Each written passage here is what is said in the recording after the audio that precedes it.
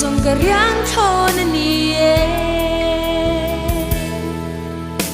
zol khóc bụi môi tu bervala cả lâu chai xóa trên ni i môi bere ti chung sia lên đằng trang i bel si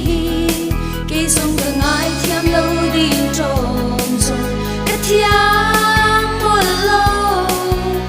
niềm tin ni tu bere chu bom ta lệ đam bên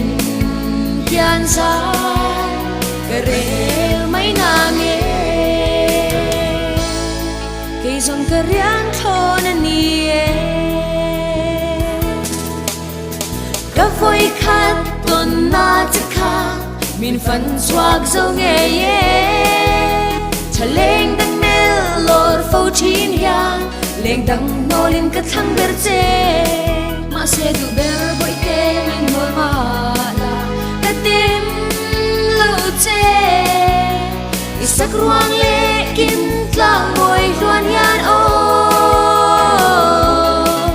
dâu pha la nu ane dâu nghe yo cây dòng cà riang thô nè nia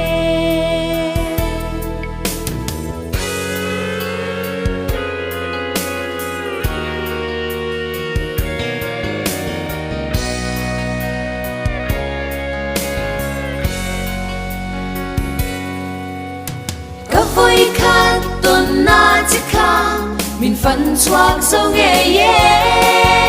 chả lên đằng mel lor phâu chín hiang lên đằng nô lên cất thăng ber che mà sẽ du ber bội te min ngồi mà là cất tim lâu che isak ruang le kim tlang ngồi loan hian ô dâu pha